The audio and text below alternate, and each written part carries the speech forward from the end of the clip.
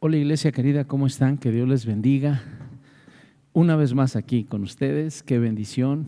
Ojalá los devocionales les sigan sirviendo de apoyo, de soporte, de alimento espiritual. Estamos llegando al devocional número 76, eso es una bendición para todos. Y bueno, gracias por los que han seguido retroalimentando, gracias por los que han seguido tratando de esforzar el tiempo, el corazón, la mente, para seguir participando de estos devocionales. De verdad, muchas gracias. Espero que la doctrina de la salvación les esté siendo de ayuda, de crecimiento para cada uno de ustedes. Estamos casi por concluir esta área de la doctrina, que es la soteriología acerca de la doctrina de la salvación. Y en este devocional, bueno, espero que ustedes ya hayan leído, ya hayan orado, ya hayan pasado tiempo en familia. En este devocional vamos a ver el sacrificio de Cristo respecto a nosotros, a los seres humanos.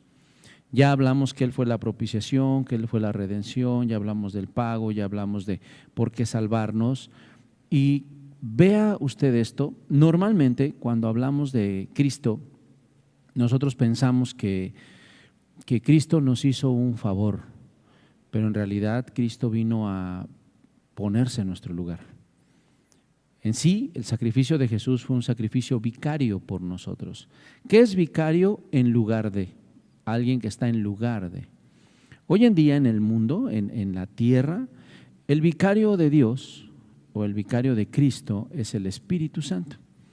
Él es el representante de Dios en la tierra. No es ningún hombre, por más encumbrado o religioso que sea, no es ningún personaje de la historia, ni bíblica ni fuera de ella. El representante de Dios en la tierra es el Espíritu Santo. El Señor Jesús lo dijo, que no nos dejaría huérfanos, sino que enviaría otro consolador. Es el Espíritu Santo, que Él nos guiaría a toda verdad. Pero aquí lo importante es que cuando Cristo muere, Él no lo hizo como un favor por la humanidad ni por los pecadores. Él murió en lugar de los pecadores.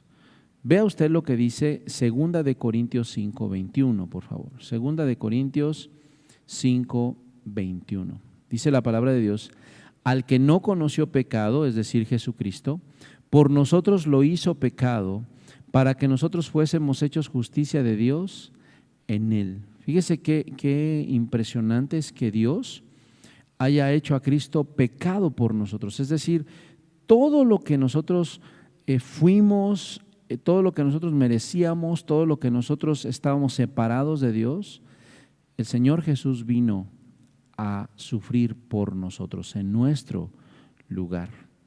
Si usted ve primera de Pedro 3:18, vaya por favor a la primera carta de Pedro, al capítulo 3, en el versículo 18 dice: porque también Cristo padeció una sola vez por los pecadores, una sola vez en la cruz, el justo por los injustos. Claro, Él era justo, Él no conoció pecado, como lo vimos en Corintios, se hizo pecado por nosotros y Él murió por nosotros una sola vez.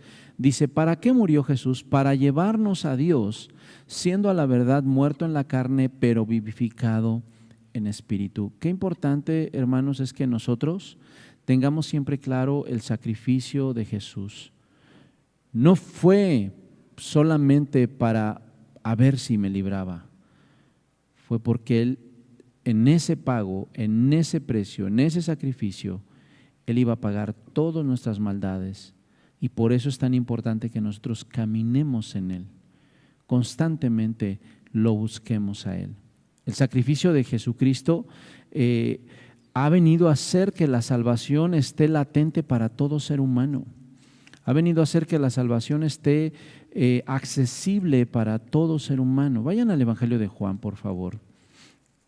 Y eso es importante. Si usted puede compartir este tipo de devocionales con personas que no conocen del Señor, es bueno, porque las personas creen que ustedes ya lo hemos entendido por la palabra. No nos salvamos por ser buenos, no nos salvamos por tener una religión, no nos salvamos por tener buenas intenciones y no nos salvamos por no pecar como los demás.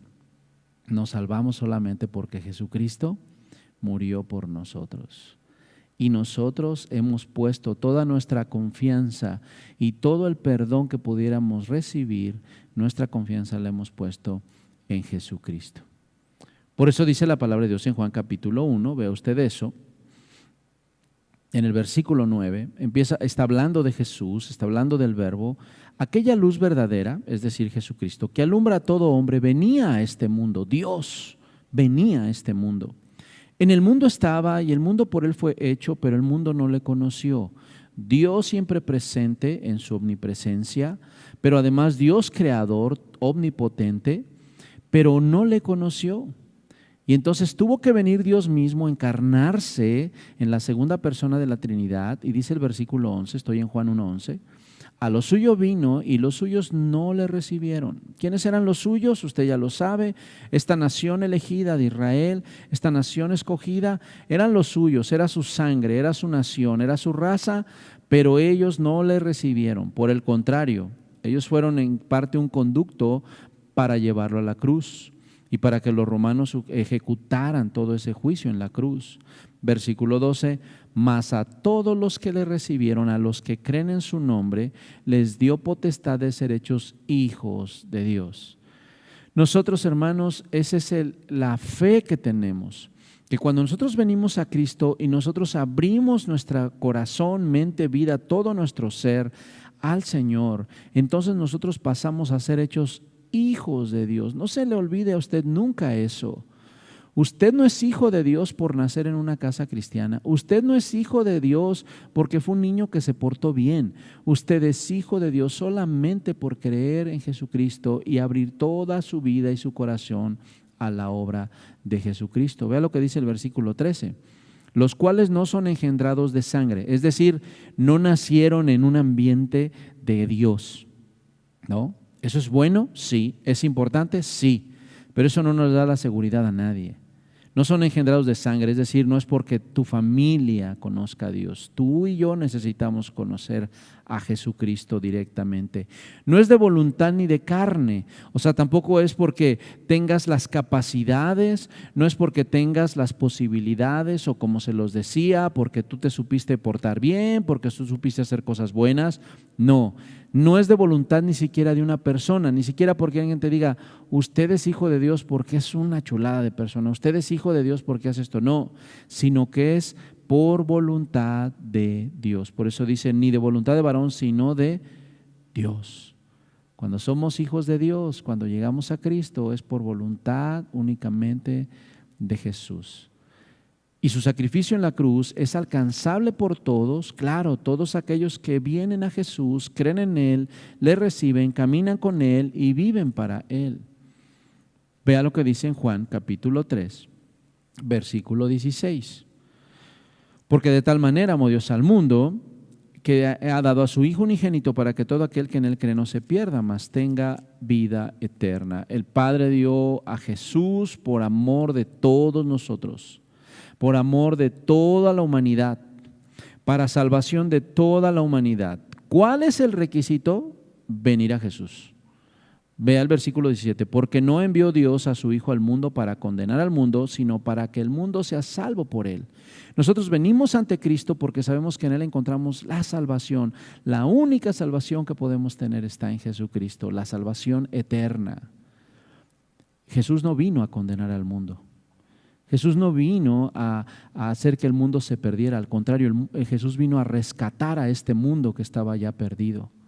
Por eso dice en el 18, el que en Él cree no es condenado. Claro, pero, y vea lo que dice, pero el que no cree ya ha sido condenado porque no ha creído en el nombre del unigénito Hijo de Dios.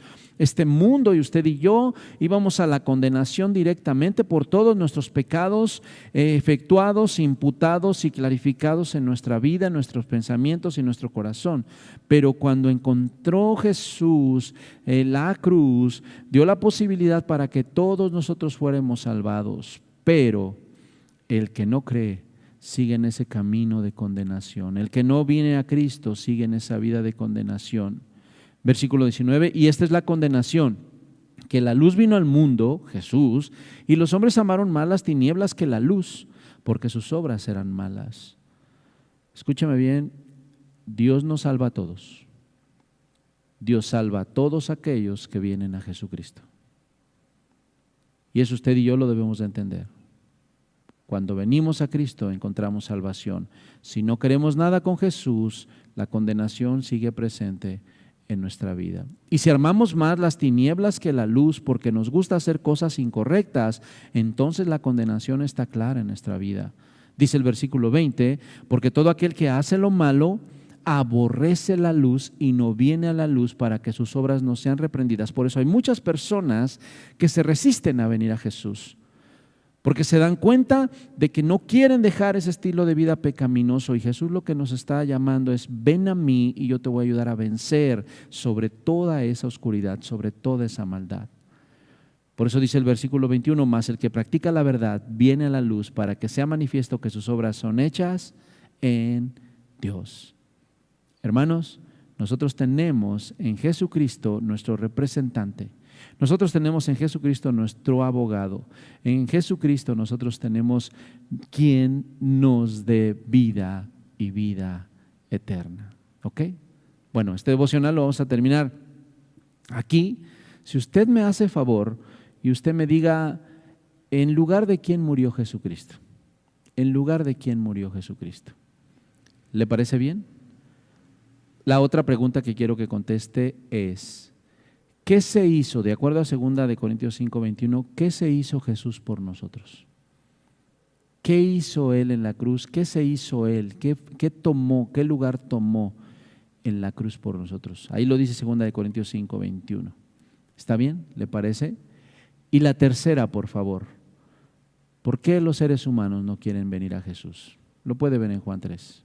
¿Está bien? Bueno, gracias por estar una tarde más con la iglesia en estos devocionales. Espero su retroalimentación. De verdad que motiva y anima. ¿Les parece? Bueno, cuídense mucho, queridos. Dios les bendiga. Bye, bye.